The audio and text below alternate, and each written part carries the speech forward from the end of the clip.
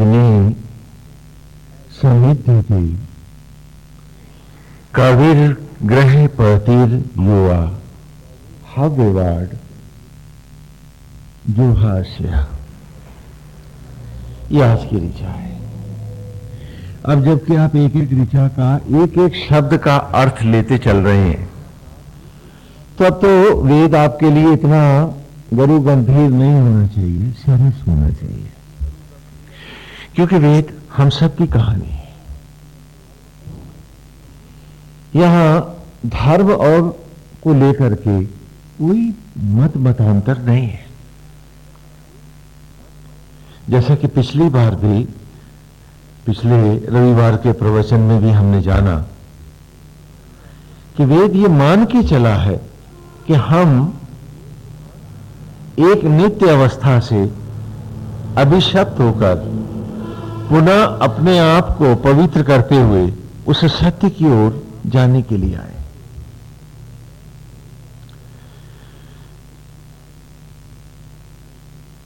वेद के आरंभ की एक कथा को भी संक्षेप में हम ले लेते हैं कि भगवान वेद व्यास, कई प्रकार से वेद की कथाएं होती हैं, तो उन्हीं कथाओं को, और कथाओं का उद्देश्य कोई इतिहास नहीं होता, तत्व को स्पष्ट करना होता। हमें यह सदा याद रखना चाहिए।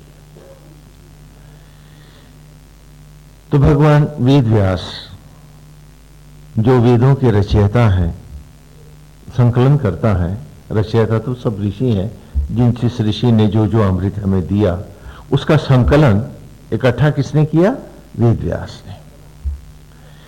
तो वेद व्यास हिमालय की सुरम्य वादी में कहीं बहुत गंभीर तप कर रहे हैं।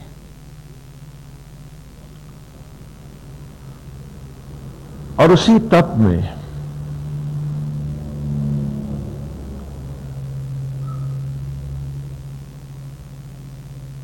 वे साधना में परम ब्रह्म से अद्वैत करते हैं। और जैसा कि आप जानते हैं कि कथा सुनाने की प्रक्रिया में अद्वैत ब्रह्मा से कैसे होता है कि वे पधारते हैं, कि भगवान प्रकट हो गए। हम हमेशा आप ऐसी कथाएं सुनते आए हैं, तो हम इसको आप ही के ढंग से रखते हैं। तो स्वयं ब्रह्मा पधारे, परम ब्रह्म प्रकट हुए और उन्होंने कहा कि वेद व्यास ने उनका पूजन अर्चन किया। और फिर वेद व्यास ने से उन्होंने पूछा कि तुमने हमारा आवाहन क्यों किया? तो वेद व्यास ने कहा कि नारायण, ये सृष्टि, ये उत्पत्ति, ग्रह, नक्षत्र, जीवन के मूल उद्देश्य, इन सब रहस्यों को आज धरती का मानव भूल चुका है, जानता नहीं। उन्हीं को स्पष्ट करने के लिए मैं चाहता हूं कि मैं उस अमृत ज्ञान का पुनः संकलन करूं, तथा मेरे अपने भी विनम्र संदेह हैं, मैं उनका भी निवारण चाहता हूं। तो पूछा, आप पूछो क्या जानना चाहते हो? तो कहा कि ये सचराचर क्या है, ये उत्पत्ति क्यों है, ये पुण्य और पाप, सत्य और असत्य, ये सब क्या है, धर्म की कल्पना क्या है, क्यों है? और बारंबार मट्टी से ये मनुष्य बनता है और फिर मट्टी हो जाता है, इसके जीने का उद्देश्य क्या है, ये क्यों आता है?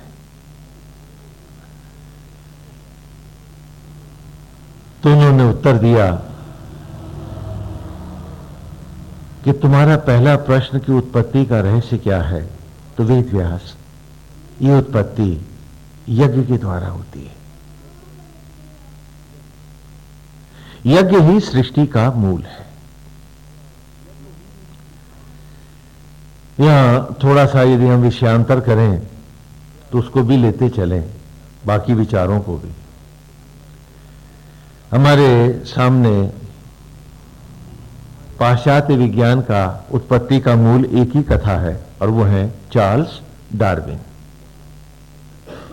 The theory of evolution. उनके मुताबिक इस धरती पर कुछ नहीं था। केवल दो प्राणी थे, जीव थे, एक कोशीय अमीबा और बैक्टीरिया। इन्होंने ही, एक कोशीय जीवों ने ही मिलकर धीरे धीरे समय के अंतरालों के साथ जीवन की संरचना करी। वो दो कोशीय हुए, फिर बहुकोशीय हुए और फिर मैमल्स हो गए।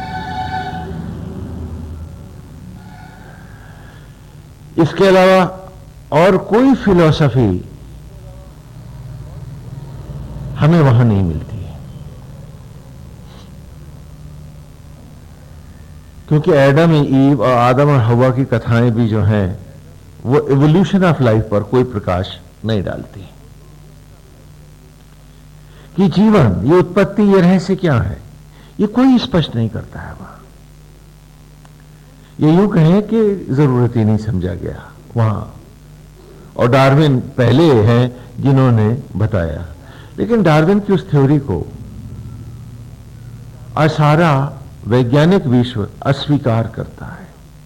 अब उसे हम हाइपोथेसिस में भी मेडिकल कॉलेजेस में नहीं लेते हैं, क्योंकि अमीबा और बैक्टीरिया पिछले 200 साल से सिंगल सेल का है, डबल ही नहीं हुआ। और सबसे बड़ी बात यह है कि अगर ये सेलुलर उत्पत्ति को हम जाने तो आदमी के कुत्ता भी हो सकता है और कुत्ते के शेर भी। ऐसा तो है नहीं। तो ये सृष्टि यज्ञ के द्वारा होती है। और वो यज्ञ क्या है? जब वेद व्यास पूछते हैं तो उन्होंने उत्तर दिया कि सृष्टि यज्ञ के जो ऋषि हैं तुम उन्हीं की वाणी को प्रकट करो और उसका संकलन करो, वे ही यज्ञ, उत्पत्ति और सृष्टि के रहस्यों को तुम्हें बताएंगे। और इस प्रकार पहले ऋषि हमारे सामने मधुचंदा आए, जिन्होंने निरंतर इस सृष्टि और उत्पत्ति के रहस्यों को स्पष्ट किया। और उसी के आरंभ में भगवान विनायक ने, गणपति ने, एक जगह है कि उन्होंने इनको संकलन किया वेद व्यास के साथ में, नाना प्रकार की कथाएं हैं। तो उससे पूछा कि ये जीव क्या है? कहा यही देव है और यही दानव है। जीव ही देव है और जीव ही दानव है। और जीव से आप समझते हैं ना, ये हम सबकी पहचान है, संज्ञा है हमारी। कहा कि जब नाना कथाओं में भी हम देखते हैं कि जब धरती गौ का रूप धारण करके क्षीर सागर में महाविष्णु के पास गई और उसने पाप और भटकाव को लेकर के धरती पर बढ़ते हुए भार के लिए नारायण से प्रार्थना करी, और ऋषियों ने भी वंदना किया कि नारायण, हम आपकी लीला अवतार को देखना चाहते हैं, क्योंकि बहुत काल से हमने आपकी लीला के अनुपम दर्शन का सुख नहीं पाया है। तो महाविष्णु ने कहा कि ठीक है, सारे देवता अभिशप्त होकर मृत्यु लोक पर जन्म धारण करें और मैं भी यथा अभिशप्त होता हुआ लीला अवतार के रूप में प्रकट होऊंगा और सारे ऋषिगण मेरी लीलाओं का सुख और आनंद ले सकेंगे और धरती के मानव को भी, भटकती हुई मानवता को भी दिशा मिलेगी, राह मिलेगी। और यहां हर देवता अभिशप्त होकर आ रहा है। और वेद के आरंभ में यही आभास हमको वेद ने दिया कि धरती का मनुष्य हम सब कभी क्षीर सागर में अनंत आयु के में रहते रहे, लेकिन हमें जो भी भटकता, खंडित होता या अभिशप्त होता है तो उसे एक देह धारण करके यहां इस मृत्यु लोक में आके तप द्वारा अपनी शक्तियों, ऊर्जाओं को पुनः अर्जित करके लौट वापस अपने क्षीर सागर को जाना होता है। जब जब हम इस उद्देश्य को भूल जाते हैं तब तक ये सृष्टि हमारे लिए एक अनबूझ बहेली बनकर रह जाती है और जीवन बेमानी हो जाता है, कोई मतलब नहीं रहता है इसका। इसी को उन्होंने कहा ये जीव ही देव है, ये जीव ही दानव है। और फिर भगवान राम की लीला में हमने पढ़ा कि जब 10 इंद्रियों का हमने निग्रह किया, अंतर्मुखी हुए, तो दशरथ कहलाए। मन दशरथ हुआ, आत्मा श्री राम से जुड़े, और हमारी भक्ति ही समर्पिता भक्ति ही जानकी है। और इस प्रकार अंतर्मुखी होकर हम जीवन के उद्देश्य को प्राप्त कर गए। लेकिन जब जब 10 इंद्रियां 10 मुंह बनी, हम दशानन रावण बन गए, और मैं और मेरों के लिए, भौतिकता के लिए जीवन के स्वर्ण का भी संहार करते रहे, और सारी सृष्टि को नोच करके एक लंका की कल्पना सजाते हैं, तो दानव हो गए। तो कहा जीव ही देव है, जीव ही दानव है। हम सब देव भी हो सकते हैं और दानव भी हो सकते हैं। और ये सृष्टि सचराचर यज्ञ के द्वारा उत्पन्न होता है। ये बारंबार वेद के में जो आया, तो पहले ऋषि में उन्होंने स्पष्ट किया कि वो खाली हवन जो तुम बाहर कर रहे थे, वो यज्ञ को पढ़ाने की एक प्रक्रिया है जो गुरुकुल में हम पढ़ाते हैं, और बाह्य जगत से अपने आप को ऊपर उठाने का एक उपक्रम है। लेकिन यज्ञ जिससे सृष्टि होती है, वो तुम्हारे अंतर में होता है, जहां आत्मा ही यज्ञ का अधिष्ठित देव है। इसे मत भूलना किसी ऋचा में, नहीं तो ऋचा का अर्थ फिर नहीं खोज पाओगे। चाबी गई तो हर ताला बंद है, याद रखना इस बात को। इसीलिए बारंबार हम दोहराते हैं इसे कि आत्मा ही यज्ञ का अधिष्ठित देव है, यही आचार्य है, और इसी के साथ प्राण वायु हम सब की देह में उपाचार्य है। हाँ, ब्रह्म ज्वाला ही नव दुर्गा है, सरस्वती, लक्ष्मी, कुछ भी कह सकते हैं हम, दुर्गा, भवानी, वैष्णवी। हाँ, ये ब्रह्म ज्वालाएं ही यज्ञ की ज्वालाएं हैं, यही मां है, तन सामग्री है, और जीव होकर हम सब यजमान हैं। अपने अपने हम सब के भीतर यज्ञ है, और यज्ञ से ही जीवन का हर क्षण प्रकट हो रहा है। यज्ञ से ही हमें जीवन का प्रत्येक अमृत क्षण प्रकट हो रहा है। और आप वेद की इन पूरी ऋचाओं में एक पूरा ऋषि पढ़ने के बाद हमने देखा कि धर्म का अर्थ संप्रदायों और समाजों में बंटना नहीं है।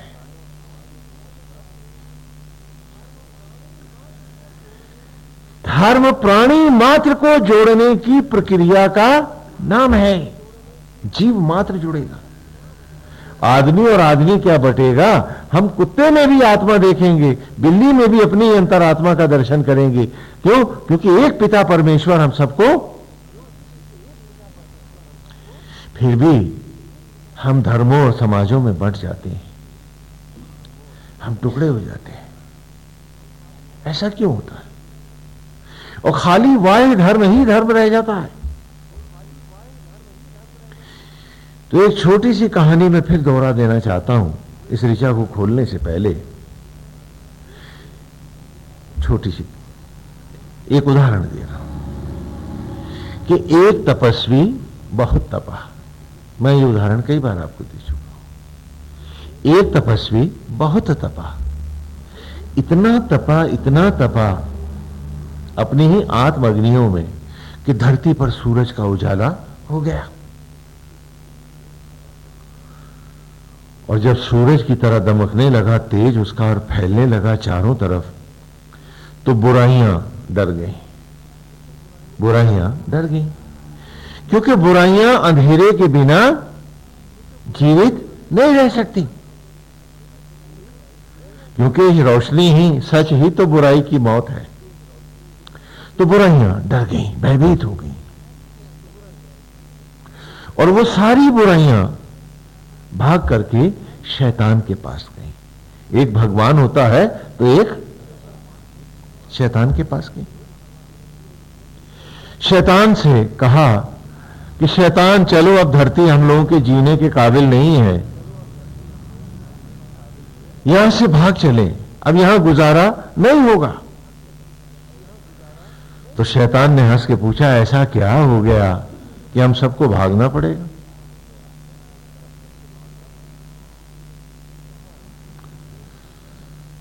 तो कहा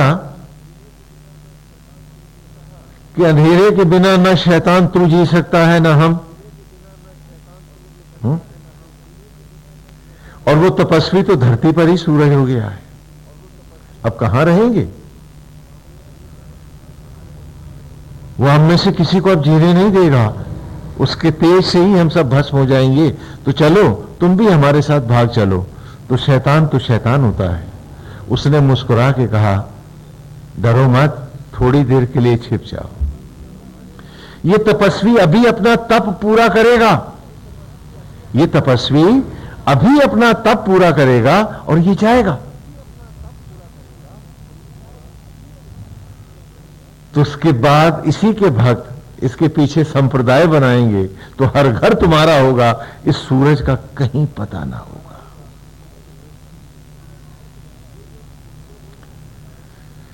ये जो ढूंढते हो संप्रदायों में तुम रोशनी एक दिया भर, वो कैसे मिलेगी वहां?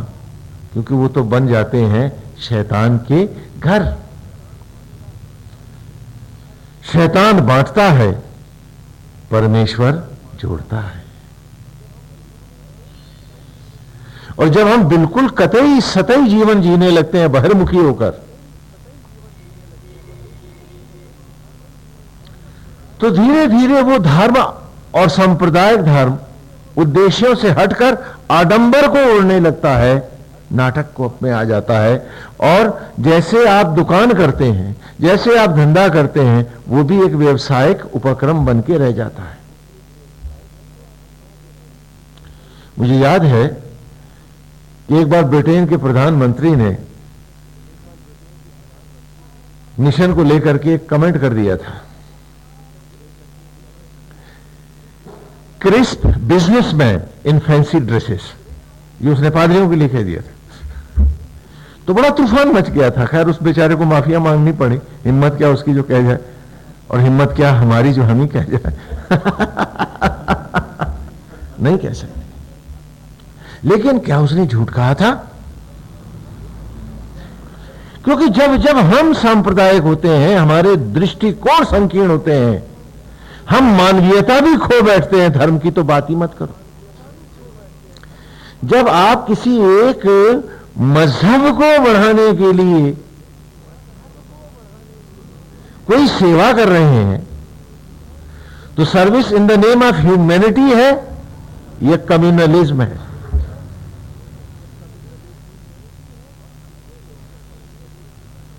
और अंधे लोग उन धर्मांध सेवाओं को मानवीय सेवा बताकर अपनी बुद्धि का तो दिवालियापन दिखाते ही हैं,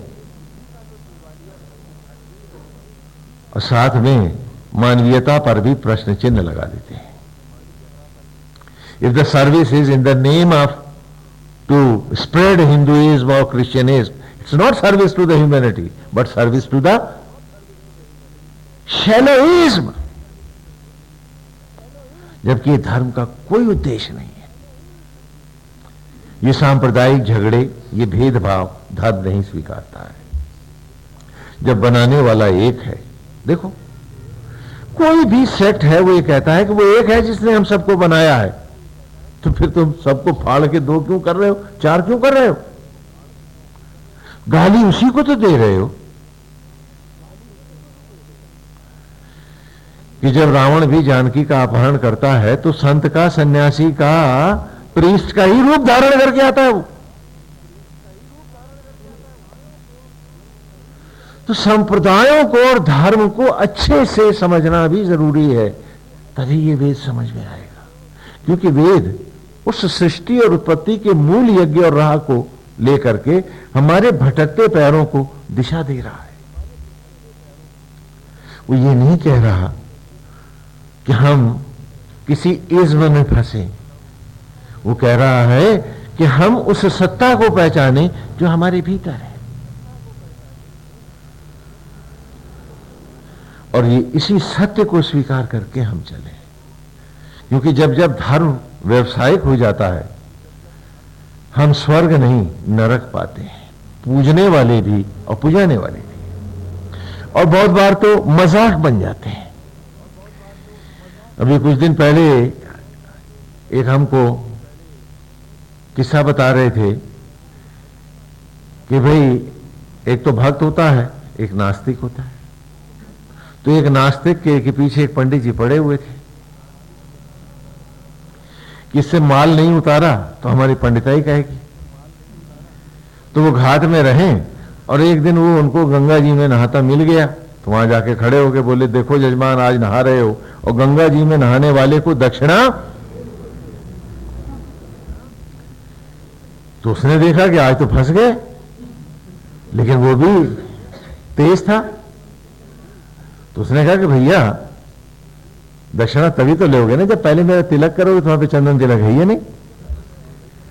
तो पंडित जी ने देखा, बोले आज फिर दांव दे के निकल रहा है। तो उन्होंने फट से सोचा और गंगा जी की बालू उठा ली। बोले नदियों में गंगा नदी है महान और गंगा जी की रेणुका तू तिलक समझान, और उसके माथे पे मल दिया। अब जजमान से कहा कि अब दे दक्षिणा। तो उसने दाएं बाएं देखा, बोला कैसे पीछा छुड़ाया जाए, उसको एक मेढकी दिख गई, उसने मेढकी उठा ली। बोला नदियों में गंगा नदी है महान और गंगा जी की मेढकी तू गैया समझा। बस इतना ही धर्म रह गया हमारा। वो सृष्टि का मूल कि कैसे चिता की राख मट्टी से इंसान बने, कैसे मैं वनस्पतियों में ये दे आई और मैं कौन हूं, कैसे लाया गया, कैसे उतारा गया, इससे मेरा कोई मतलब नहीं। बस यही सब हो रहा। आप प्रसन्न हो कि आप दान दक्षिणा कराएं? नहीं। आप क्या पाए? क्या आपके बहके हुए कदम उस रास्ते पर आए जिस रास्ते से चलकर मट्टी से आप इंसान बने? क्योंकि वही राह तुम्हें आगे ले जाएगी।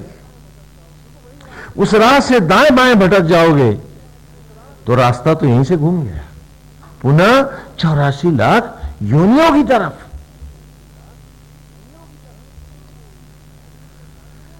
कोरे नाटक करने से कुछ बनेगा नहीं, ये वेद कह रहा है कि हर पूजा में प्राण चाहिए, आत्मा चाहिए, और वो तभी हो सकेगा जब हमारे में उसको लाने की पूरी ईमानदारी है, उस पूजा में, उस उपक्रम में।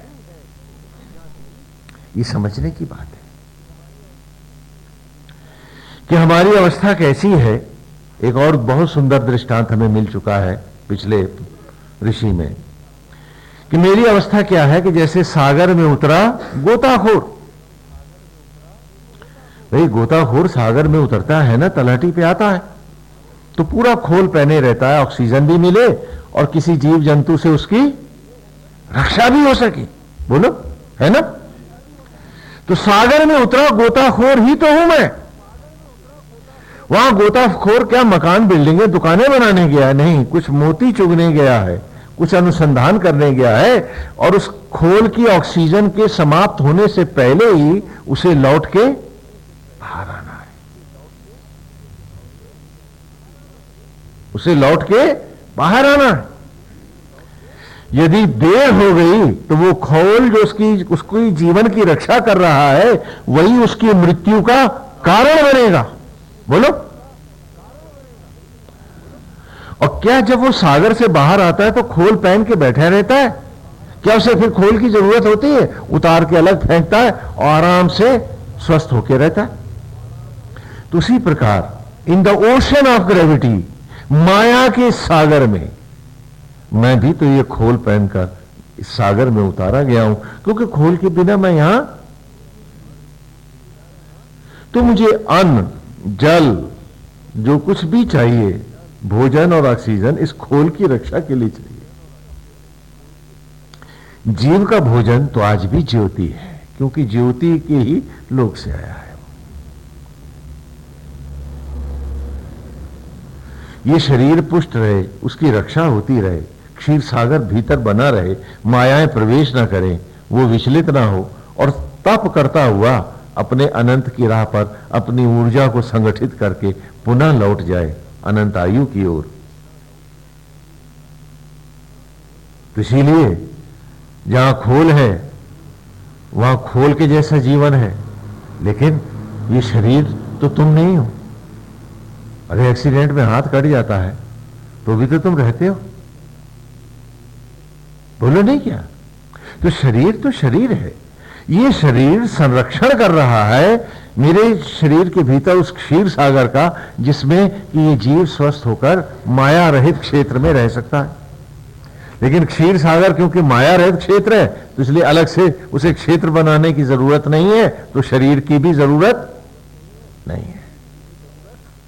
बोलो, समझ में आ रहा है? अब कल्पना करो, जरा एक और भी तस्वीर देख लो यहीं पर, कि कल्पना करो कि कई गोताखोर जो थे खोल पहन करके पानी में उतरे और कंपनी ने गड़बड़ खोल पहना दिए थे, वो नीचे बैठ के खोल ही सीते रहे, कुछ किए ही नहीं। वही तो कर रहे हो डॉक्टरों की दुकानों पे जाके, तुम सब खोल सीते लोग। आज ये अवस्था है हमारी। कौन सा पुण्य, कौन सा प्रताप हम कमाएं? हम पूछे अपने आप से कि जब देखो सुई तागा लिए खोल सीते, न तब से मतलब न और किसी से, और कंफ्यूज लेवल पर इस भौतिक जगत को ही सब कुछ मानकर हम भटक रहे हैं। बस यही सब कुछ बन गया, और सारे धर्म और संप्रदाय हमको यही भटका रहे हैं, A to Z। वो हमें भीतर की बात नहीं बताते, वो हमको हमारी सत्ता से नहीं जोड़ते, वो हमें ये भी नहीं बताते कि हम कौन हैं, कहां से आए हैं, और हमारा मूल स्थान ये धरती है अथवा आकाश।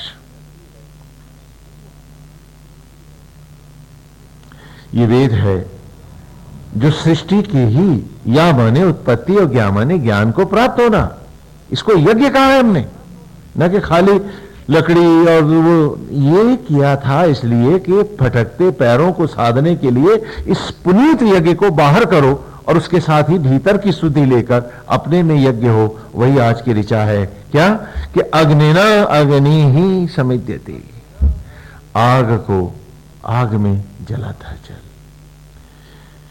क्योंकि जीवन का हर क्षण जगमगाती हुई अग्नि ही तो है।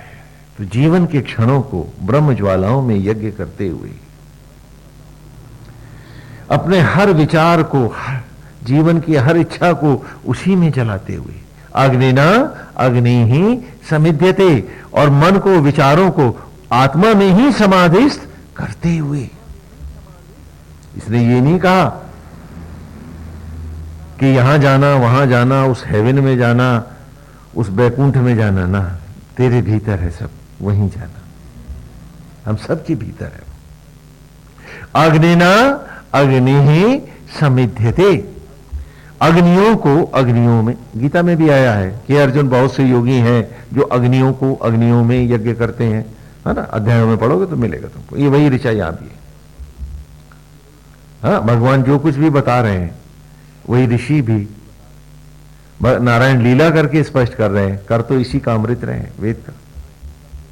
तो अग्निना अग्नि ही समिध्यते, कि कोई चाहत तेरी तुझे तेरी आत्मा से बाहर न ले जाए, क्योंकि ये भोग की नहीं योग की अवस्था है। जब पहुंचेगा घर अपने, भोग की बात तो तब होगी, अभी तो तप ले, और डोर न छूटे उसकी, डोर ना छूटेगी, मंजिल छूट जाएगी, राह भटक जाएगी। मन को बाहर भटकने न दे, इस बाह्य जगत की में इतना अधिक आसक्त मत हो जा कि सत्य खो जाए तेरा।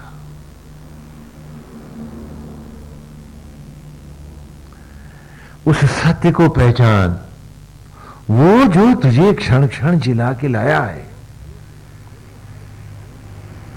वो जो हर क्षण तेरा साथी है, वो जो चूम चूम कर तेरी जूठन को, जूठे अन्न को बन के शबरी का राम रक्त में बदलता है, उस आत्मा को पहचान जो हम सबके भीतर है। और वो जात नहीं जानती, संप्रदाय नहीं जानती, जिस नाम से बुलाओ कोई दोष नहीं है, क्योंकि जब हर नाम परमेश्वर का है तो चाहे जिस नाम से बुलाओ, लेकिन उसको बांटना महापाप है। बांटो मत और बंटो मत, सिए राम में सब जग जाने, वो हम सब में समान है। और क्योंकि वो एक ही परमेश्वर है, तो बाकी सारे हैं जो हैं ये धरती के सांप्रदायिक नाटक जो हैं, ये तो शैतानों की बातें हैं, ईश्वर की बात नहीं हो सकती। जब उस एक ने ही हम सबको बनाया है तो हम सब एक हैं और एक मानो। और तुम्हारी मंजिल बाहर नहीं, भीतर है तुम्हारे। इसलिए बाहर केवल हमें एक दूत की तरह जीना है, एक निमित्त की तरह जीना है। पहली ऋचा में हमने पढ़ा है, अग्नि दूतम वृणीमहे, आत्मा के दूत बनकर के ही बाहर के जगत का वर्णन करेंगे कि हम तो निमित्त हैं। हमारा जो सत्य है वो हमारे भीतर है। हमारा जो स्वयं का जो स्वस्थ जीवन है वो तो भीतर है। बाहर तो हम केवल आत्मा के प्रतिनिधि हैं, दूत हैं, निमित्त है उनके। उंगली बनाई नहीं तो बेटा बेटी किसके? बना तो वो आत्मा ही रहा है, वो अग्नि ही रहा है। तो हम उसके दूत बन के ही तो उसका यथा अभिनय कर रहे हैं, पिता होकर, माता होकर, भाई होकर, जो भी। हम सब एक आत्मा का ही तो अभिनय करते हैं, क्योंकि हमें बनाना ही नहीं आता तो हमने बनाए करते हैं। बोलो, तो हम उसके दूत बन करके उसका अभिनय कर रहे हैं। किसका कर रहे हैं? आत्मा का। बोलो, क्या ये बात मेरी समझ में नहीं आ रही आपको? और यदि समझ में आ रही है तो मैं पूछता हूं, मेरा तेरा अपना पराया, ये शैतान की बात है या राम की बात है? और शैतान का संग है और बैकुंठ की कल्पना है। Let us not discriminate. Let us not discriminate among the live beings, not human alone. हमें तो जीव मात्र में उस सुखद यज्ञ का, जो सृष्टि का मूल है, उसका दर्शन करना है। तो फिर भेद क्यों करना है? ठीक है, आप कहते हो कि क्या पिता पिता ना बने? हां, क्यों ना बने? क्योंकि कहा है अग्नि दूतम वृणीमहे, उस आत्मा के ही दूत बन के उसका वर्णन करते हुए उसी की यथा अवस्थाओं का अभिनय करना, प्रतिनिधित्व करना। जहां उसने तुमको निमित्त पिता बनाया है, जरूर बनना, लेकिन यह न भूलना कि पिता आत्मा ही है, तुम नहीं हो। तुम तो उसके प्रतिनिधि हो। तुम माता कैसे हो सकती हो? तुमने तो आज तक कोई बच्चा बनाया, जानते नहीं कैसे बनता। बनाया तो आत्मा ने है। मां भवानी जगदंबा ही तो बनाती है, वो ब्रह्म ज्वाला ही तो बनाती है। तो हम सब तो दूत है। जहां माता का धर्म है, निमित्त धर्म है, उसे पूरी ईमानदारी से मानेंगे। जहां पिता का धर्म है, उसे पूरी ईमानदारी से निभाएंगे। जहां पुत्र का धर्म है, पिता के प्रति, माता के प्रति, हम पुत्र होकर पूरी श्रद्धा से निभाएंगे। क्यों? क्योंकि अगर वो आत्मा के प्रतीक हैं, आत्मा के प्रतिनिधि हैं, तो मैं भी तो आत्मा के द्वारा प्रकट किया हुआ हूं, तो मैं भी तो आत्मा में पुत्र का प्रतिनिधित्व कर रहा हूं। तो मुझे भी तो भगवान राम और कृष्ण के जैसा मेरा चरित्र मेरे माता पिता के प्रति होना चाहिए। हम में से जो भी इस प्रतिनिधित्व को का अनादर करेगा, वो शैतान का पुजारी होगा या भगवान का उपासक होगा। तो यथा अग्नि दूतम वृणीमहे, कि उस आत्मा के दूत बन करके सारे जगत को यथा निमित्त होकर के धारण करना। अस्य यज्ञ से सुकृतम, और इस प्रकार जीवन रूपी यज्ञ को सफल बनाना, सुकृत करना, न कि आसक्त होकर इसको अभिशप्त करना। तो यहां बड़ा बिल्कुल क्लियर बात कही है उसने कि वेद ये नहीं कह रहा कि फैक्ट्रियां और दुकानें ना बनाओ, वेद ये नहीं कह रहा कि घर और परिवार ना बनाओ, वेद ये नहीं कह रहा कि उनका ईमानदारी से संचालन न करो। वेद ये कह रहा है आसक्त को हटाकर दूत बन जाओ, तो तुम्हारी ईमानदारी न जाए, और निमित्त होकर यथा निमित्त धर्म को धारण करोगे तो पाप नहीं पुण्य कमाओगे, और आसक्त होकर धारण करोगे तो तुम्हारी सारी पूजाएं तुम्हारे किसी पाप को न घटा पाएंगी। तो एक लिविंग डिसिप्लिन दे रहा है कि एक आर्टिस्टिक वे में जीना रहना। आप घर बनाते हो तो उसको सजाते भी तो कहा कि इस घर को, शरीर को पहचानो, जीवन के उस सत्य को पहचानो और फिर इसे यथा सजा लो। हाँ, कि अग्निदूतम वृणीमहे होतारम विश्वेदसम, कि वो जो न्यौछावर करने वाला, सचराचर को बनाने वाला है, विश्व को, पूरे को, सचराचर को उत्पन्न करने वाला है, उसी के क्या बनो? दूत बनो। और जिस प्रकार से वो विश्व को बना रहा है, तो जहां जहां तुम्हें उसका बाह्य जगत में प्रतिनिधित्व करना है, यथा उसके दूत बनो, उसके प्रतिनिधि बनो। हाँ, पुत्र हो तो पुत्र का प्रतिनिधित्व करो, पिता हो लेकिन मान के करो कि सब कुछ वो है, मैं निमित्त हूं। क्योंकि ये निमित्त शब्द के हटते ही आसक्त आएगा, और आसक्त के आते ही मैं करता हूं ये दंभ आएगा, और इस दंभ के आते ही तुम्हारी राह भी नष्ट हो जाएगी और तुम्हारा ईश्वर भी मर जाएगा। क्योंकि जब मेरे मन में आएगा कि मैंने किया, तो तभी तो आएगा जब वो नहीं है, उसको मैंने मार दिया। बोलो, समझ में आता है? तो इसीलिए आज की ऋचा में भी कह रहा है कि अग्निना अग्नि ही समिध्यते। कविर ग्रहपतिर युवा। कवि माने आत्मा, कवि माने विद्वान। कवि के नाना अर्थ लिए गए हैं, भाष्यकारों ने फिर बहुत से और अन्य अर्थ कर दिए।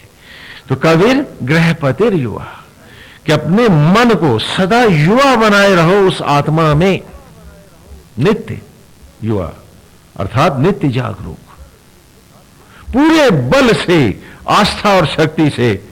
ग्रहपति जो शरीर का स्वामी है, जो आत्मा है, और जो ग्रहों और नक्षत्रों का अधिपति है, जो परमेश्वर है, जो आत्मा होकर इस ग्रह में भी विराजमान है, उसी के प्रति समिध्यते, उसी में समाधिस्थ होते हुए जीवन के हर क्षण को जीने की इस सुघड़ अनुपम कला को सीखो, जिसके बिना कोई सुख नहीं होता है। क्योंकि जिन्हें तुम सुख कहते हो वो तुम्हारी भ्रांतियां हैं। कहने लगे बड़ा सुख हो जाएगा, ये चीज हो गई, सारा सामान इकट्ठा है, क्या आपको उसमें से सुख आ रहा? हाँ बढ़िया, वो क्या बोलते हैं, साउंड सिस्टम भी लग गया है, टीवी भी आ गया है, और भी बहुत सारी चीजें हो गई हैं। हाँ, हर चीज बड़ी सलीके की है। कहने इसके बिना तो स्वामी जी मजा नहीं आता। टेलीविजन चल रहा है, आप आनंद ले रहे हो, उसमें गाना भी है, नृत्य भी है, सब कुछ हो रहा है, बहुत बहुत बहुत सुख मिल रहा है, बड़ा अच्छा। क्या ये सुख इनमें से तुमको मिल रहा है? एक दृश्य रखते हैं कि बैठा हुआ है वो, खूब बड़े आनंद में बैठा है, कहने बड़ा मजा आ रहा है इसमें, और तभी एक टेलीग्राम आ गई है, बाहर से आवाज हुई है, टेलीग्राफ वाला आया है, दस्तखत करके टेलीग्राम ली, खोली उसने कि उसके बेटे का बहुत सीरियस एक्सीडेंट हो गया है, ये उसमें लिखा है।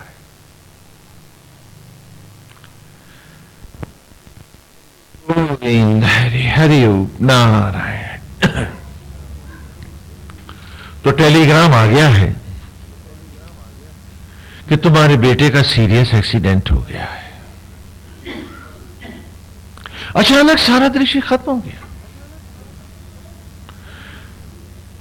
हर चीज वैसी ही सजी है, टीवी वैसा ही चल रहा है, गाना भी वैसा ही हो रहा है, नृत्य भी यूं का त्यों है, लेकिन अचानक उसे इनमें आनंद आता है क्या? टेलीग्राम ने उसके भीतर कुछ तोड़ा है, जो शीशे से झंझना कर चकनाचूर हो गया है, और वो भीतर भीतर सब फूट गया है। लेकिन आनंद अगर बाहर से आ रहा था तो अब आना क्यों बंद हो गया? क्योंकि टेलीग्राम टेलीविजन में घुसी नहीं है, उस नर्तकी ने भी नहीं सुना है, गाने वाले ने भी नहीं सुना है, सब यथावत है। फिर आनंद आना क्यों बंद हो गया? अगर उसी से आ रहा था तो अब क्यों नहीं आ रहा? बताओ तो। एक सवाल।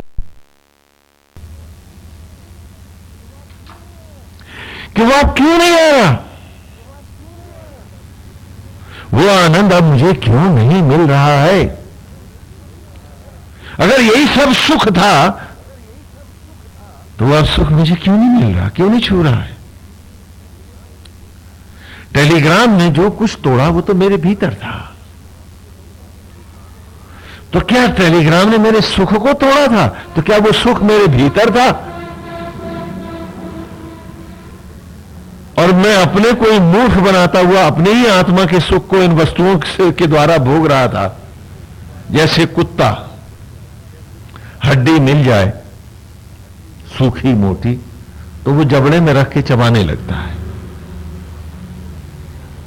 हड्डी है सूखी सख्त, उसमें तो कुछ है नहीं, जबड़ा उसका अपना ही कोमल है जो फट जाता है, और वो अपने ही जबड़े के फटने के कारण अपने ही रिश्ते खून को चूस चूस के क्या समझता है, हड्डी में से रस आ रहा है। आपने उन्हीं को सुख बताया और उसी के लिए आपने जीवन का सर्वनाश किया है। झूठ बोला, धोखा दिया, फरेब किए, रिश्तों की संबंधों की मिठास को मिटाया है। अपना पराया तो भूल जाइए, अपनों को भी दुश्मन बनाया है। अरे सोचो, और उसको भी तुमने कहा कि तुम धर्म पूर्वक करते रहे हो, घर में मंदिर भी बनाए हो और आरतियां भी बड़ी मार करते हो।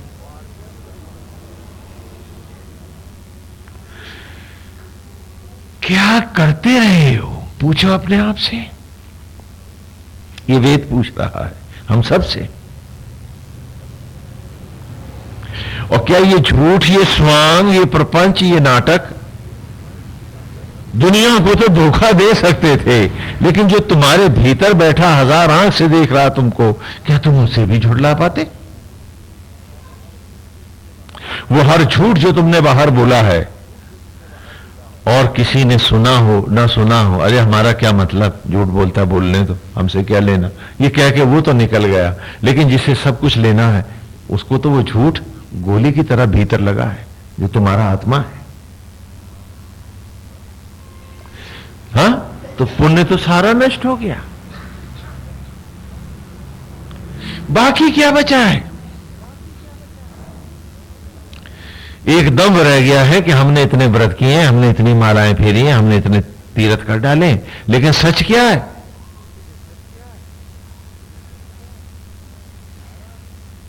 कि सारा कमाया हुआ पुण्य, आसक्ति एक क्षण में चाट जाती है, बरसों के तप नष्ट हो जाते हैं। हाँ, बरसों के तप खा जाती है, बाकी क्या रह गया? क्योंकि ये बड़ा ही सावधान योनि है, बहुत सावधान होकर यहां जीना होगा मनुष्य की योनि में, तभी यहां से निकल पाएंगे, वरना निकलना क्या आसान होगा?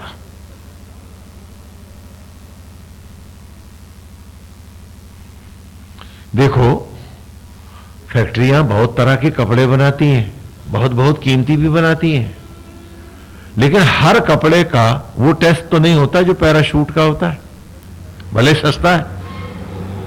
क्यों? क्योंकि अगर उसके वो टेस्ट में फिर न किया गया, ऊपर भेज दिया गया, तो पैराट्रूपर न मर जाएगा। तो तुमने भले बड़ी कीमती जिंदगी जी, लेकिन हवा में उड़ने वाले पैराशूट की ताकत तो नहीं ला पाए। जाते कैसे? तो ये सारे हमारे ये भोले नाटक, ये स्वांग हमें कौन सी दिशा दे रहे हैं, कहां ले जा रहे हैं हमको? पूरी ईमानदारी से अपने से पूछ डालो। और गंवा रहे हो मस्ती और कह रहे हो मिल रहा है सुख। आपने इंद्रियों के सुखों को, विषयों और वासनाओं को ही सुख माना है, जबकि पशु आपसे अधिक समझदार है। नहीं, मनुष्य तो बहुत समझदार है ना, लेकिन यहां भी देख लो कि पशु भी जानता है कि इंद्रियां सुख का विषय, आनंद का कारण नहीं है, ये तो केवल अभिव्यक्ति मात्र है। कैसे? आनंद की हिलोड़ाई, उसने पंख फैलाए और नाचने लगा, नाचना आनंद नहीं है, आनंद की अभिव्यक्ति है, उसे एक्सप्रेस कर रहा है, उस आनंद को दिखा रहा है जो उसके अंतर में, भीतर में उभरा है।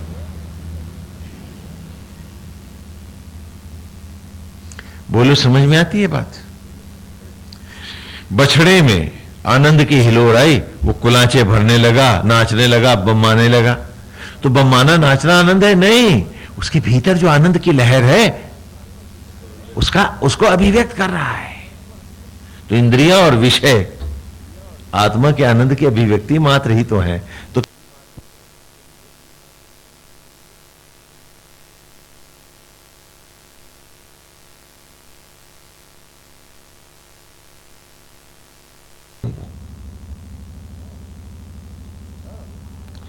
हाँ, सोचो, विचार करो, उस झूठ को ही सच माना आप सबने, और जो सर्वानंद आत्मा था उसका कोई रस नहीं, कुछ आनंद नहीं है।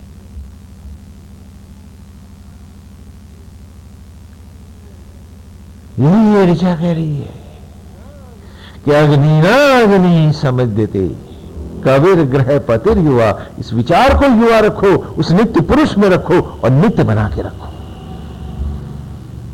ये नहीं कि थोड़ी देर के बाद फिर फिसल जाओ गंदगी में। हाँ, वो है ना, वो राजा मेरा बहुत अच्छा है, उसको बढ़िया साबुन से मैं नहलाता हूं, थोड़ी देर में पता देखा नाली में फिर घुस गया। वो है ना, राजा है ना, कुत्ता है ना। आप लोग तो समझदार लोग हैं। हाँ, कितने बढ़िया अमृत गंगा के प्रवचन में नहा के जाते हैं, फिर नहीं, कुछ नहीं कहूंगा, आप लोग बुरा मान जाएंगे। राजा की बात कह सकता हूं, आपकी कैसे कहूं? पूछिए अपने आप से। हाँ, अरे जीवन का हर क्षण तो लुट रहा है मित्र, जागता क्यों नहीं? जाने कौन सी सांस लौटे न लौटे, अमर कौन है हम में? मौका है, मनुष्य की योनि मिली है, नर्तन मिला है, आ लौट चले फिर अपने उस स्थान को जो हमारा अपना है, नेटिव है जो। कब तक प्रायश्चित की भट्टियों में यहां तपते रहेंगे और जलते रहेंगे और भटकते रहेंगे? यहां बटोर नहीं, यहां तो न्यौछावर कर, हल्का हो और वहां को चल। ये वेद का मत है और यही सत्य की राह है। और हम है कि यही सब बनाना चाहते हैं ना। यहां सेवा और तप और अग्नि दूतम और उसके प्रतिनिधि बन करके उसी की रौनक और रोशनी उसके निमित्त बन के करना है और तपना है और उसी से अद्वैत कर लौट जाना है। क्योंकि अपने स्थान तो वहां है जहां माया नहीं है। यहां माया है तो खोल भी लेना पड़ेगा, खोल जेल ही तो है। क्योंकि भोजन शरीर को चाहिए, जीव को नहीं। मरने के बाद जब मर जाता है कोई व्यक्ति, उसके घर के उसको ले जाते हैं, चिता की लकड़ियों पर लिटा देते हैं। हाँ, पहचान लो यहां। उसके बाद जो अग्नि देता है वो उसकी कपाल क्रिया करके जीव को छुड़ाता है। तो जीव खोल था क्या? हाँ, खोल में था, छुड़ा लिया। अब वो प्रेत बन के 10वां पर्यंत जिसने कपाल क्रिया उसकी देह में वास करेगा, उसी की इंद्रियों से गीता गरुड़ पुराण सुनेगा और तब यथा योनि गमन करेगा। तो जीव खोल तो नहीं है। क्योंकि जब वहां पर भी जब हम अग्नि देते हैं चिता की लकड़ियों पर, तो वेद की ऋचाओं में पहले सुनाते थे, अब तो पता नहीं वहां वो लोग करते हैं नहीं, हम जानते नहीं। तो हम कहते हैं, वो महापात्र जो है वो कहता है, जो वहां खड़ा होता है हवन कराता है, कि तन रूप तन सामग्री है, जीव यजमान है, आत्मा यज्ञ का आचार्य है, प्राण उपाचार्य है। शरीर रूपी सामग्री को, इस जीव रूपी यजमान को ब्रह्म ज्वालाओं में आचार्य और उपाचार्य की दया और कृपा से यज्ञ करते हुए ज्योति बनकर ब्रह्मांड से प्रकट होना था, सो ये हो नहीं पाया है। इसलिए क्यों नहीं हो पाया है? क्योंकि ये अंतर्मुखी नहीं हुआ। 10 इंद्रियों को 10 मुंह बनाए दशानन रावण की तरह ये बाहिर्मुखी रहा है। इसलिए जिनके कारण, जिनकी आसक्तियों के कारण ये अपने अंतर की राह को गंवा बैठा है, अब उन्हीं से में जो प्रथम आसक्ति है, जो बड़ा बेटा है, जिसकी आसक्तियों के कारण ये बाहरी भटकता रहा, हाय मेरा करता रहा, अब उसी से कहो इसको अग्नि दे और वो स्वयं यजमान बने तो इसको अलग करे, तो कपाल क्रिया करके उसे अलग करता है। बोलो, ये दृश्य तो समझ में आता है? तो भोजन, ऊर्जा सब किसको चाहिए? और ये नहीं होगा तो जीव विचलित हो जाएगा, क्षीर सागर नष्ट होगा और वो चला जाएगा। कहा ना कि there is gravity, decay, death, no gravity, no decay, state immortal.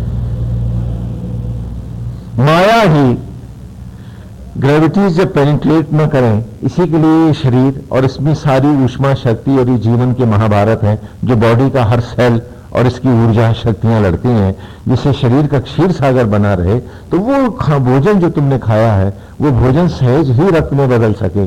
अगर उसी भोजन को मैं एटॉमिक लेवल पर ब्लास्ट करके अलग करके जोड़ने की कोशिश करूं ग्रेविटी में, तो क्या होगा? लखनऊ रेगिस्तान हो जाएगा एक डबल रोटी पे। इतना बड़ा एटॉमिक ब्लास्ट हो जाएगा। ये क्षीर सागर और माया का भेद है वेद में। तो इस जीव को इस शरीर की रक्षा के लिए भी क्षीर सागर चाहिए, और वो स्वयं क्योंकि क्षीर सागर में ही रहता है, तो जब भी माया में आएगा उसे खोल के भीतर एक छोटा क्षीर सागर तो चाहिए कि जिसमें वो स्वस्थ रह सके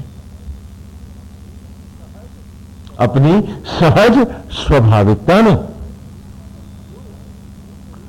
तो ये शरीर भले मैं नहीं हूं, लेकिन ये शरीर मेरी अनिवार्यता है, ये भी हमें नहीं भूलना है। और इस शरीर को कहा कि 2 रास्ते हैं बनाने के, 2 भाव में किसी एक भाव में रख ले। एक, ये शरीर मेरा है और इसे विलासता में, विषयों में नष्ट कर दे, तो ये जेल बनेगा। क्या बनेगा?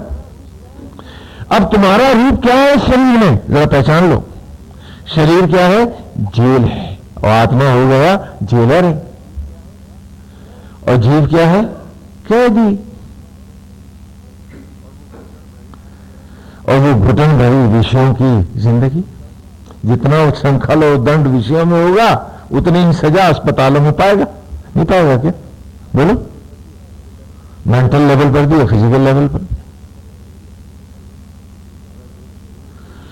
और अगर इस शरीर को ही मेरी ये जरूरत है, अनिवार्यता है, इसे मैं भगवान का मंदिर मान लूं, बना तो वही रहा, और अपने इस जेलर को अपना आराध्य मूर्ति बना करके इसके प्रति अर्पित हो जाऊं, तो जेल में भी पैरोल मिल जाएंगे। सुख ही सुख है। बोले जो यही है कि समाधि में बैठ करके कहीं भी घूमाना पैरोल पे बोलो, समझ में आता है? तो 2 रास्ते हैं, या तो शरीर को विषयों का नर्क बना लो और नर्क जियो, और जी नहीं रहे क्या सब लोग, और चाहो तो इसे भगवान का मंदिर बना लो। मंदिर की घंटियों की मंगल ध्वनि हो, शंख मंगल नाद करें, और अंतर से सुगंधित धुआं उठे यज्ञ का, और महक बन के उसकी हम तपें दिन रात। दोनों कोई एक तस्वीर बना लो। जो बाहर सज रहा है वो भीतर बुझ रहा है। सोच लो कहां सजना है और कहां बुझना है।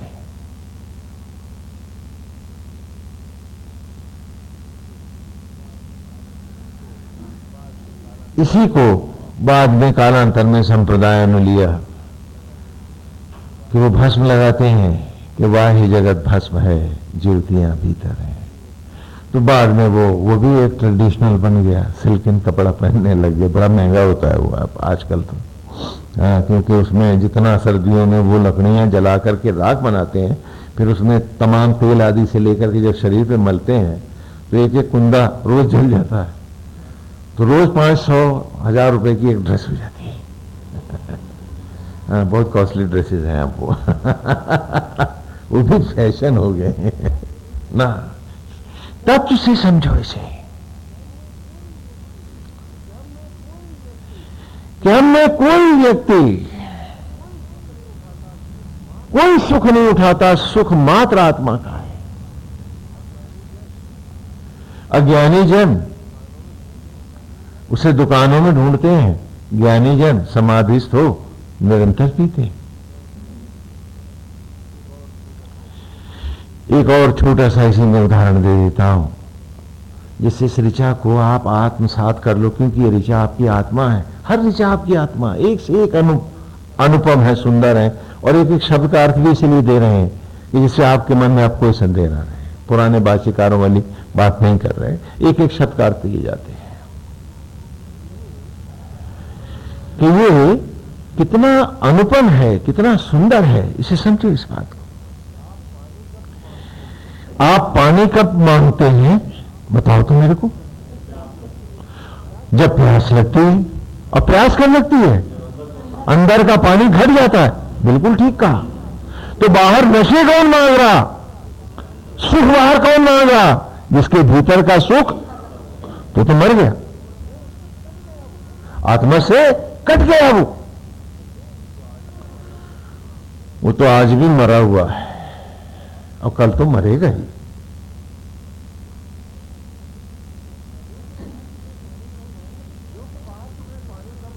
क्योंकि बाहर तुमने पानी कब मांगा? जो तुम्हें प्यास लगी। प्यास कब लगी? जब भीतर का पानी खुश्क हुआ, तभी तो बाहर तुमने मांगा पानी। तो बाहर सुख और नशा कौन मांग रहा है? जिसका अंतर का नशा, अंतर का जल समाप्त हो चुका है।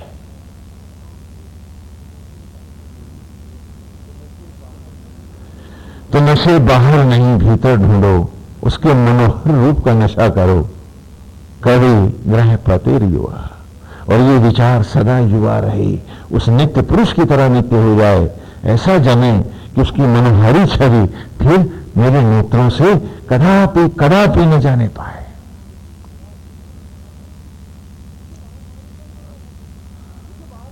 हाँ, क्योंकि बाहर पानी कब मांगा था तुमने? जब भीतर। तो बाहर विषांतता और सुख वस्तुएं कौन खोज रहा है? जो भीतर से कंगाल हो गया है, कुछ रहा नहीं है उसका बाकी। वरना बाहर तो अग्नि दूतम वृणी है। बाहर तो हमें सिर्फ प्रभु के निमित्त बन करके उसका वर्ण करके चलना था, और हम तो आसक्त हो गए। हमने तो सुर को, उस सुरत्व को गंवाया और हम असुर हो गए।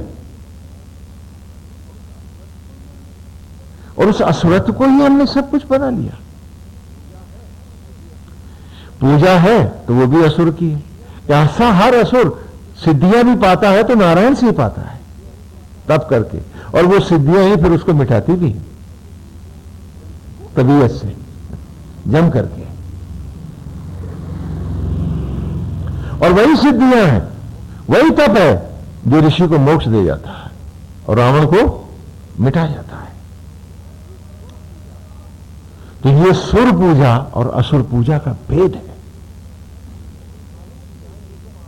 और वो सारी पूजाएं जो तुम आसक्त जगत में बहिर्मुखी होकर ही कर रहे हो, कुछ पाने के लोभ में, तो भीतर कंगाल हो तभी तो कुछ और पाना चाहते हो। यानी उस ईश्वर के आत्मा के रहते हुए भी तुम क्या हो? कंगाल हो। कैसा दुर्भाग्य है ये कि बाहर इतना और हो जाए, बाहर इतना और मिल जाए, बाहर इतना और बटोर लो तो मेरा बड़ा सम्मान हो जाएगा, मैं बड़ा आदमी हो जाऊंगा। ये बाहर वाला नहीं है तो मैं तो बहुत घटिया और बहुत छोटा आदमी हूं। यानी ईश्वर से मेरा सम्मान नहीं बढ़ेगा। मुर्दा चीजों से सम्मान बढ़ेगा मेरा। मुझे ये याद नहीं आता कि नारायण जब मेरे भीतर हैं तो मैं किसी से छोटा नहीं हूं, और क्योंकि वो सबके भीतर है तो मैं किसी से बड़ा भी नहीं। ये सखावाद है गीता का। वी आर ऑल कम्यून्स, हम सब सखा हैं वस्तुतः, क्योंकि एक ही आत्मा जब सब में बैठा है तो अवस्था से भी सब एक है।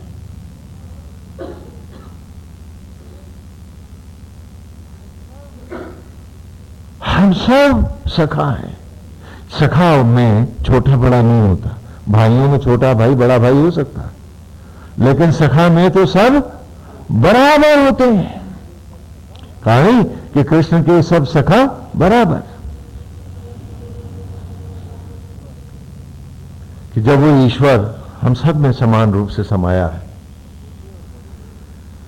तो छोटे और बड़े ये तो शरीर के भाव हैं, जीव के थोड़े ना।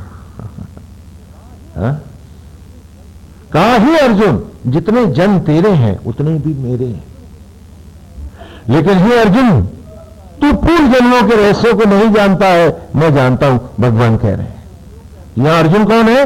10 इंद्रियों के अर्जुन से अर्जित जीव क्या कहलाया? तो हम सब क्या हैं? तो कहा रहे जीव जितने जन्म तेरे हैं उतने ही।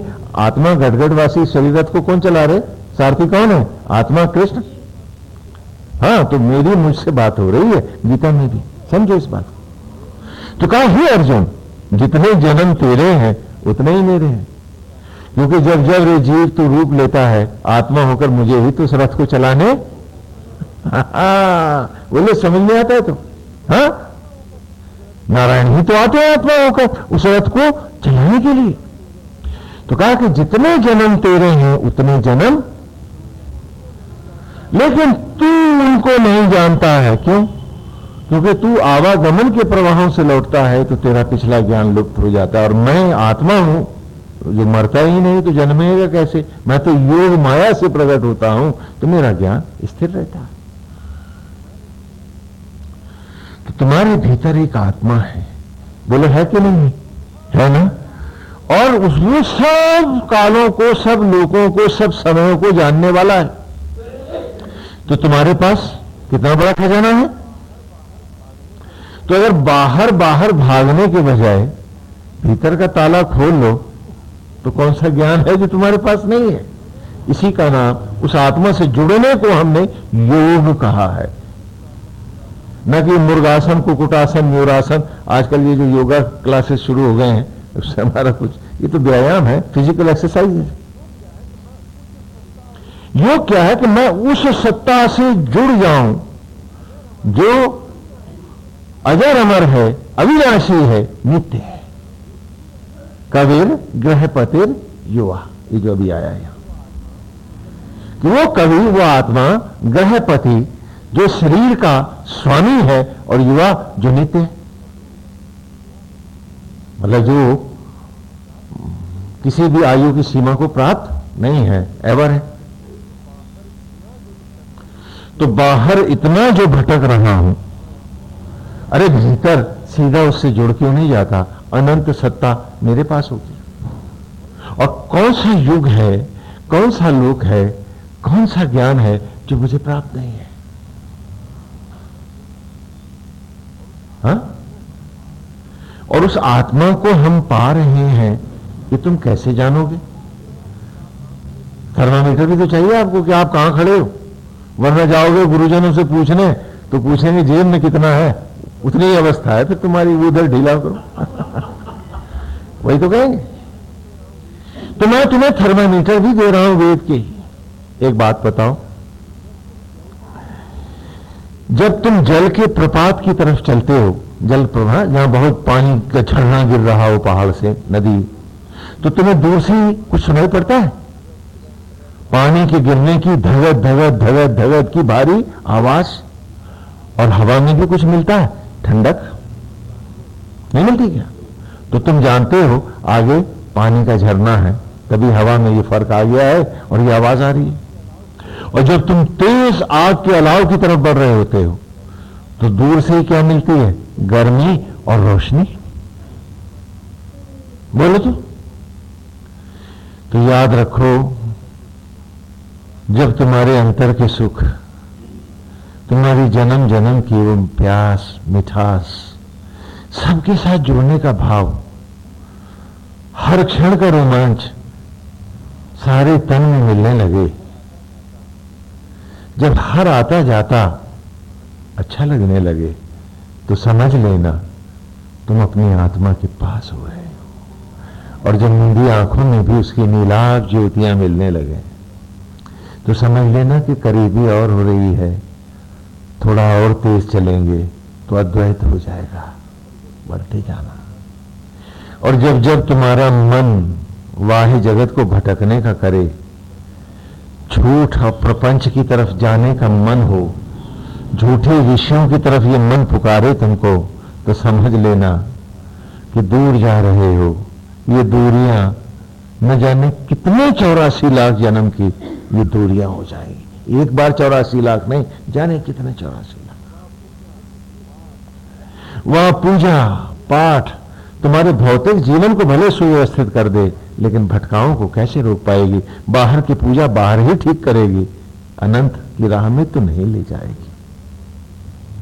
ये सदा याद रखना इस बात को कि बाहर किसी को दिखावा करने का क्या मतलब, रिजल्ट तो भीतर से आना है। तो अपने अपने आप को ईमानदारी से पढ़ना, उसे जानना, उसे पहचानना और उसी में डूब के दिखाना कि जीवन बहुत थोड़ा है। आजकल तो अक्सर लोग कहते हैं, अरे स्वामी जी वहां गए, टाइम ही पास नहीं हुआ। हमने, अच्छा टाइम पास करने के लिए है तेरे पास? अरे यहां तो एक एक क्षण मूल्यवान है। जाने कितना तप लूं कि फिर भटकना ना हो और तू टाइम पास करने चला गया, क्या बात है? और तुम टाइम पास करते हो?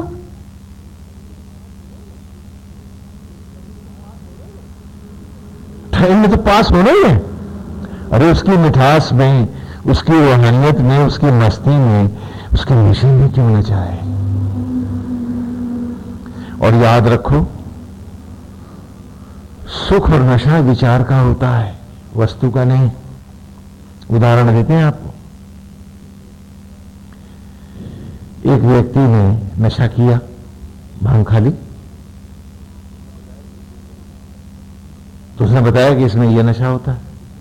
लेकिन उसी व्यक्ति को अगर आप कस करके बिना बताए किसी चीज में मिला करके खिला दो और साथ में हार्ट अटैक के सिम्टम्स भी दे दो कि पहले ऐसे होता है, ऐसे होता है, फिर अटैक हो जाता है और आदमी मर जाता है, और उसको बताओ नहीं, वो खिला दो, तो उसका पहला एक्शन क्या होगा? रिएक्शन, सीधा भाग के डॉक्टर के पास जाएगा, मेरे को ये हो रहा है कि मैं जा तो नहीं रहा, हार्ट तो नहीं जा रहा। और एक ऐसी घटना हुई, उन दिनों हमारे मित्र थे, अब नहीं हुए, बहुत प्यारे दोस्त थे हमारे, पुष्पराज मृदुल। वो बॉम्बे हाई कोर्ट में सीनियर मोस्ट काउंसिल थे, मतलब लीडिंग प्रैक्टिशनर्स में थे वो, और कुछ पोजीशंस भी थी उनकी गवर्नमेंट की तरफ से भी। तो एक मुकदमे में, एक प्राइवेट केस में, एक सेठ जो था, जिनके वो काउंसिल थे, और एक उनका जूनियर भी था, तो वो दोनों वो मुकदमा उन्होंने जिता दिया। तो सेठ बड़ा प्रसन्न हुआ और उसने कहा पुष्पराज से और उसके जूनियर से कि आप जहां कहो हम आपको पार्टी देते हैं, बढ़िया पार्टी देंगे, और क्या चाहोगे आप पार्टी में? तो पुष्पराज ने तो असमर्थता दिखाई, क्योंकि उनको दिल्ली जाना था शायद विद्याचरण के साथ। तो वो जो जूनियर था उसने कहा मेरी जगह यही आ जाएंगे। उनसे पूछा भाई पार्टी में क्या लोगे? तो कहने हम तो 10 बाड़े गए उन ना होके, हमें तो भांग चलेगी। उन दिनों बॉम्बे था ड्राई। अच्छा भाई उन्होंने ताज में वो दावत कर दी, और उस दावत में काफी गणमान्य लोगों को बुलाया। वो लीडिंग पार्टी थे और मामला भी अरबों का रहा होगा, जैसा कि लोगों ने बताया, मुझे मालूम नहीं। उसके बाद वकील साहब ने भी अपना कस के छानी, और उसके बाद थोड़ी ऐसे बैठे बैठे वकील साहब को लगा कि उनको तो जहर पिला दिया गया, और उन्होंने किसी से बात नहीं करी, गाड़ी उठाई और ताज से सीधे थाने जा पहुंचे। और वहां जाकर के और इंचार्ज से कहने लगे इतनी इतनी दफाओं के भीतर एफआईआर दर्ज करो, आई हैव बीन पॉइजन्ड। उसने जब दफाएं और सब कानून बताने शुरू किए तो बेचारे इंस्पेक्टर को भी लगा कि आदमी को खास है। उसने उठा करके हाँ एसएसपी को फोन किया, उसने वो डीआईजी और एसएसपी दोनों थाने में पहुंच गए। तो वो कहने लगा जब मैं कह रहा हूं आई हैव बीन पॉइजन तो इन सेक्शन में ये दफा लगती है, ये सब लगाओ और मेरा एफआईआर करो। तो उनको थोड़ा शक हुआ तो उन्होंने डॉक्टर को बुला लिया। तो डॉक्टर ने देखा एग्जामिन किया, उसने साहब यह अगर तो नहीं, इसने भांग पी रखी। तो वो पुलिस वाले तो तो उन्होंने कहा कि ये सब sir where you have been poison. तो उसने कहा ताज में दावत दे के मार रहे हैं सबको। तो वकील साहब समेत वो ताज में आए, छापा मार के सारे सेठ पकड़ लिए। और वो सेठ जो मुकदमा जीता था सबको छुड़ाने में हार गए। ऐसा भी होता है। अब बताओ, पी तो भांग थी तो जहर का क्यों आ गया? विचार ही का तो नशा था उसको, विचार की तो जहर थी। और हम सब विचार का नशा करते हैं, हम सब विचार का नशा करते हैं। तो उस विचार को आत्मा का एक मनोहर सुंदर रूप देकर उस रूप का भी तो नशा कर सकते हैं। और इसमें किसी दुकान पर कोई सौदा खरीदने नहीं जाना है। दोनों अवस्था में विचार छोटे होते हैं तो हम बाहर का नशा करते हैं, लेकिन जब हम परिपक्व मैच्योर हो जाते हैं, जीवन के सत्य को पढ़ने की समझ आ जाती है, तो हम आत्मा का नशा करते हैं। कैसे? वो भी देखो कि जब छोटे छोटे पौधे होते हैं तो हर पौधे को एक माली की जरूरत होती है। छोटे विचार हैं,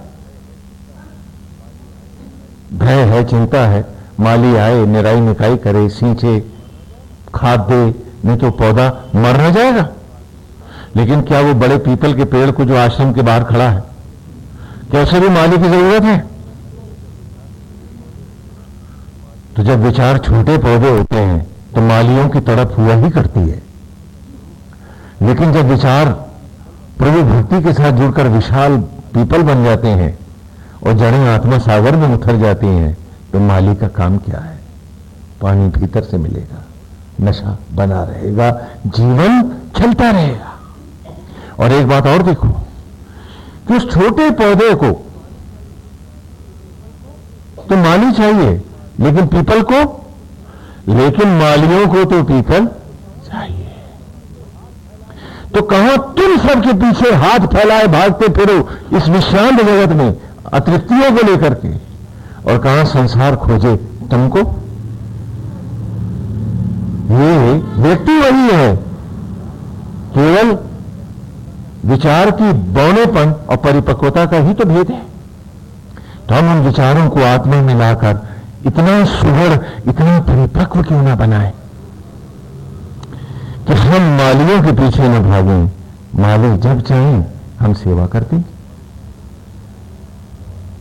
और इच्छा जब उससे है तो और किसी से मांगना क्या है? इस अवस्था में भी तो जिया जा सकता है। और यही इस ऋचा में मैं कह रहा हूं आगे।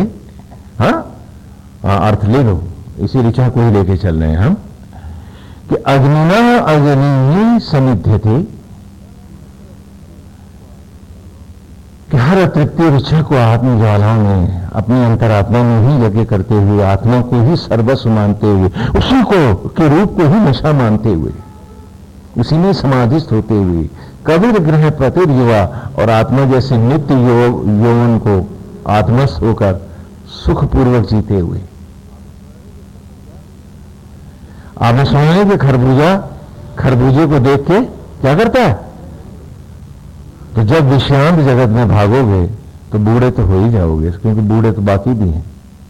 और नित्य युवा आत्मा के साथ रहोगे तो रंग तो वही रहेगा। तो आओ उस नित्य युवा की राह चले कि वक्त के अंतराल बीतते जाएं और उसका नशा ऐसा चढ़े हाँ, कि रूप ऐसा सजे मन में कि मन वही रूप चेहरे पे भी उतारते हैं तो मजा आ जाए। हाँ, तो कविर ग्रहपतिर युवा और हव्यवाड जुवस्याह, जुवास, ये आज की ऋचा है। हव्यवाड माने हवन की अग्नियों में निरंतर स्नान करना, उसी में गोते लगाना, कि लोल करना अपने ही यज्ञ की ज्वालाओं में। मांग के आए हैं पीछे,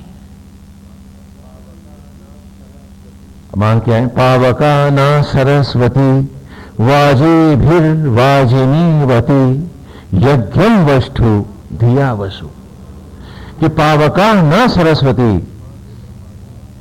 अग्नि होकर हे मां, हे ब्रह्माग्नि, हे ब्रह्म ज्वाला, हे सरस्वती, वाजे भीर वाजिनीवती, यज्ञों के द्वारा तुम निरंतर मेरा बाजीकरण करती रही हो। वाजे भी यज्ञों के द्वारा, वाजनीवती तुम मेरा बाजीकरण करती रही हो। मुझे मट्टी के ढेले से पुष्ट देह का मनुष्य बनाया है तुमने। तो यज्ञम वस्तु, आज मां मुझे फिर अपनी सामग्रीवत मुझे ग्रहण करो, यज्ञ करके मुझे एक नया रूप दो, मेरा फिर बाजीकरण करो। कैसा बनूं मैं? धिया वसु, धिया माने धारण करने वाला, और वसु माने अग्नियों को। मैं अग्नियों को धारण करने वाला वसु बनूं। यज्ञम वष्ठु धिया वसु, तो यही कह रहे हैं कि हव्यवाड, कि मैं ज्वालाओं को धारण करने वाला बनूं। तो यहां क्या है कि हव्यवाड, आत्म अग्नियों में ही निरंतर स्नान करता हुआ, गोते लगाता हुआ। अब जलने की लोल नहीं है, अब जीव ने आत्म ज्योतियों में फिर से नहाना शुरू कर दिया है। और जुह्वास्याः, जो माने चमकते हुए, ज्योतिर्मय होते हुए अनंत की राह फिर लौट जाना। हाँ, आप फिर लौट चले कि चलो, बहुत बार इधर के भटकाव लिए हैं हमने, बहुत बहुत बार मनुष्य योनि छुई है और फिर भटक गए हैं। ये खेल तो हमने अनंत बार किए हैं। आओ एक नया खेल करें। चलो, जिधर से आए थे, जहां जाना था, इस बार चलो आत्मा से जुड़ें और उसी ओर चलें। हव्यवाड जुवास्या। लेकिन आप में से बहुत से लोग कहते हैं कि स्वामी जी, हमें इसकी चिंता रहती है ना, घर गृहस्थी भी तो करनी होती है ना, फलाना काम भी तो करना होता है ना। तो मुझे समझ में नहीं आता कि उसके निमित्त होकर कि हम सारे काम नहीं कर सकते। हाँ, समझदारी तो इसी का नाम है। एक उदाहरण देता हूं, कई बार दे चुका हूं वहां, कि एक बार रेलगाड़ी में एक बूढ़ा भी उसी कंपार्टमेंट में आ गया जिसमें बाकी लोग बैठे थे। थोड़ा ऊंचा था वो, तो डरने लगा। तो उससे कहा कि भाई आप आ गए, बैठ जाओ, कोई बात नहीं, टीटी आएगा तो हम लोग निपट लेंगे और अगले स्टेशन पे तुम डब्बा बदल लेना। तो वो आके बैठ गया, सीट पर बैठ गया, गद्दी पर, और उसके सर पे पेटी थी और पेटी के ऊपर बिस्तरा था, ऐसे बैठ गया। तो सबके लगता था जो भी अगल बगल बैठे। तो उनका भले आदमी, अब इसको तो उतार के नीचे रख दे। कहने अजीब पागल आदमी है आप लोग, उतार कैसे सकता हूं? बोले क्यों? कहने देख नहीं रहे गाड़ी कितनी तेज भाग रही है? बोले हाँ भाग तो रही है। तो बोले नीचे रख दूंगा तो छूट ना जाएगा? बड़ा मुश्किल है। बाकी सब वहां से, अरे अपने पे कब रोगे? कि आज भी हर सांस और धड़कन की गाड़ी वो चला रहा है, एक एक क्षण आत्मा का वो तुम्हें जिला रहा है, बुद्धि और विवेक भी वो दे रहा है। तो तू उठा करके ये तथा कथित गृहस्थी को, गाड़ी तो चली रही है, ये नाटक क्या करते हैं हम लोग? हम पूछे अपने आप से, ये बहानेबाजी नहीं है, ये धोखाधड़ी नहीं है, तो फिर क्या है? हम अपने साथ मजाक ही तो कर रहे हैं।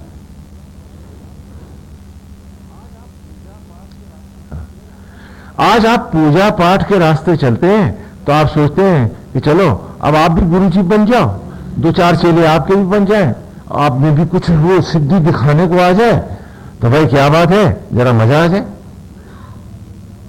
तो मतलब यहां आत्मा से नहीं जुड़ना, संसार में कुछ और लपेटना है। ये एक नया संप्रदायवाद, एक धर्मवाद फैला है कि जो जा रहे हैं वो भी भटक जाए। इसी को वो फलाना है, वो गुरुवाइन है, वो गुरु है, ये तंत्र शास्त्र है, ये फलाना है, ये सिद्धि है, इनमें भटक जाते हैं। क्या रावण हनुमान जी को सिद्ध कर पाया था? क्या शुंभ और निशुंभ और महिषासुर भगवती को सिद्ध कर पाए थे? तो अगर कोई तुम्हारे पास पहुंच जाती हो कि फलाना देवी सिद्ध है, तो आप पूछते क्यों नहीं उससे कि क्या शुंभ निशुंभ और महिषासुर से भी बड़े हो तुम? महाराक्षस हो क्या? ये सब क्या हो रहा है? ये सब धंधेबाजियां क्यों कर रहे हो? अरे सदग्रस्त महान है जो प्रभु के नाम पे दान करते हैं, ऐसे लोग तो महान निकृष्ट है जो ईश्वर के नाम पे भी ठगते।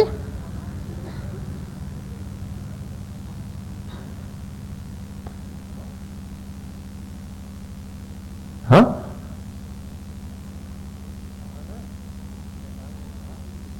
कहा ना कि शैतान ने कहा इस सूरज को जाने दो और फिर हर घर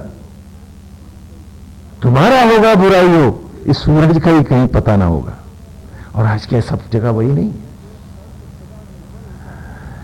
कहते हैं संत सदा निर्मल होता है और पंथ मतवाला हाथी, और ये पंथ का मतवाला हाथी पहले अपने ही संत की हत्या करता है और फिर तमाम दुनिया को कुचलने चल देता है।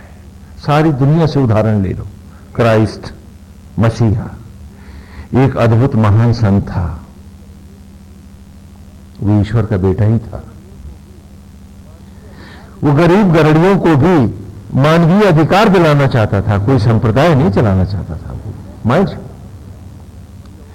कि इनको भी जीने का हक दो, और यहूदियों ने गुलामों को हक देना नहीं चाहा तो उसको उठा के सूली पे टांग दिया। क्राइस्ट क्रूसीफाई हो गया। वो सबकी पीड़ाओं के लिए सलीब पर जा चढ़ा। तो क्राइस्ट ने क्यों बलिदान दिया बताओ मुझको? क्योंकि वो गरीबों को भी इंसानियत के हक देना चाहता था कि हम सब एक पिता की संतान है, उसी के बनाए। बोलो। और उसके क्राइस्ट के जाने के बाद जब क्रिश्चियनिटी एक धर्म बनी तो तमाम दुनिया को, कंट्रीज को स्लेव बना रही थी इन द नेम ऑफ क्राइस्ट। तो क्या क्राइस्ट के सलीब पर ये नए खूंटे नहीं गाड़ रहे थे, उसे और नहीं बींद रहे थे अपने ही संत को? बात मानवीयता की होती, न कि संकीर्ण सांप्रदायिकता की होती। क्या क्राइस्ट और क्रिश्चियनिटी एक हो सकती है? मिडिल ईस्ट में आ जाओ, एक अद्भुत महान संत है मोहम्मद। उसने अपने गुलामों को आजाद किया था और उस वक्त उसकी आंखों में आंसू थे। बड़े संक्षिप्त में दे रहे हैं, विस्तार में नहीं जा रहे हैं, कि इंसान को गुलाम बनाना तौहीन खुदा है, क्योंकि इंसान नूर खुदा है। और उसके बाद उसके नाम पे ही मजहब चला और तमाम दुनिया को गुलाम बनाता, हरम के ख्याल सजाता। क्या दोनों एक हो सकते हैं? बोलो, विचार करो। गुरु नानक एक अद्भुत संत है।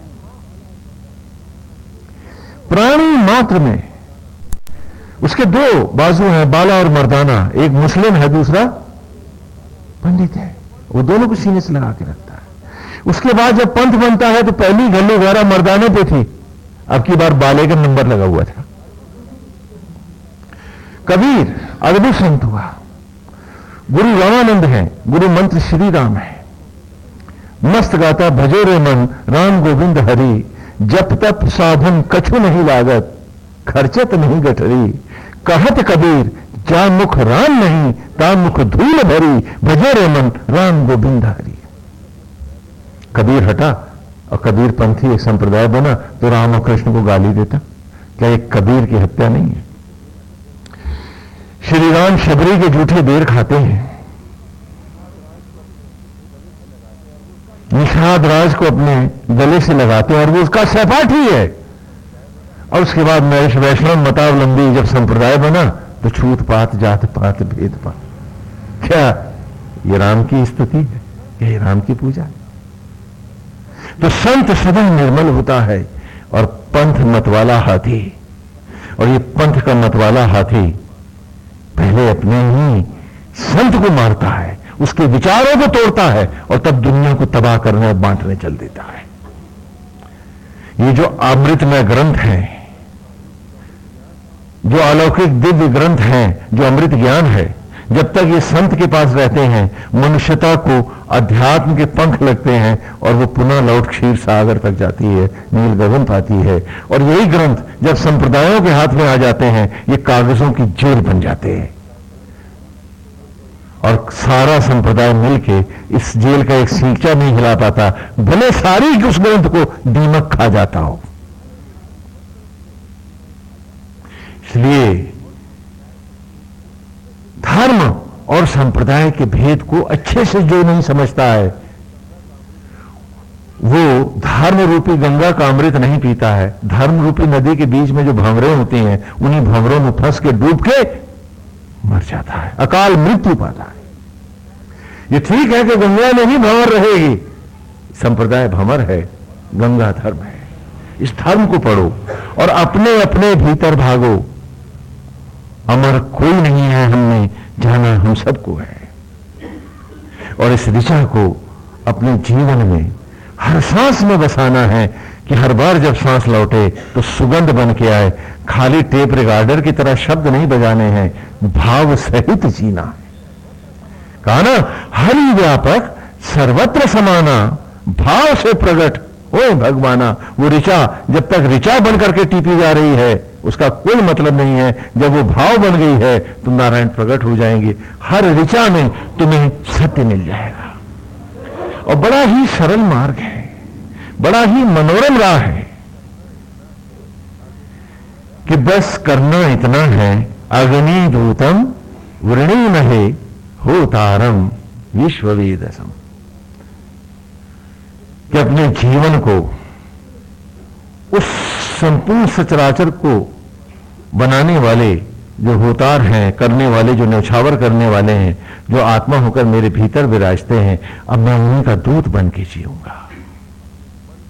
और दूत अपने मन की नहीं करता, अपने मालिक की ही करता है।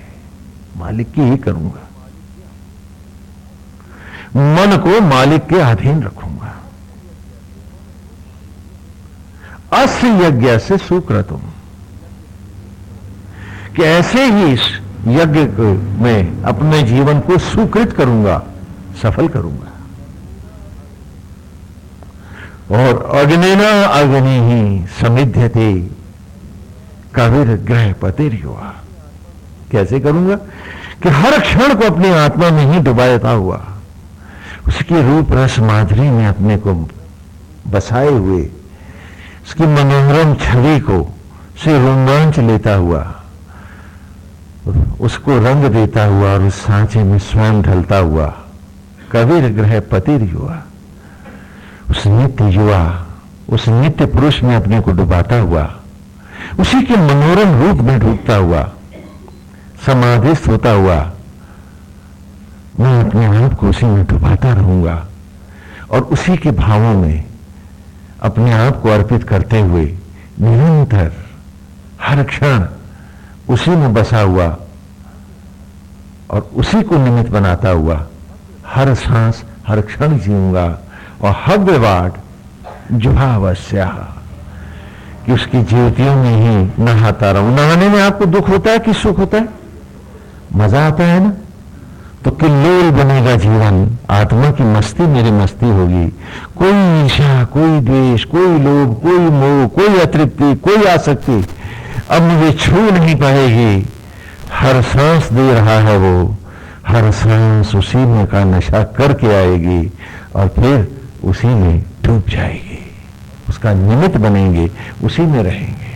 और उसके लिए ही सनातन धर्म ने, जिनके ये ग्रंथ हैं, वेद हैं, उन्होंने आपको दिया कि सुंदर मनोहारी रूप लो नारायण का,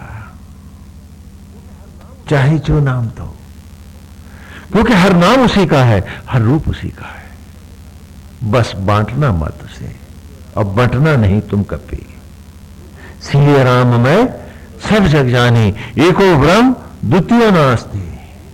सचराचर में उसी के मनोहारी रूप को देखना है, फिर भेद नहीं करना है, मस्त होकर के अपने दूत की भावना से जीते हुए।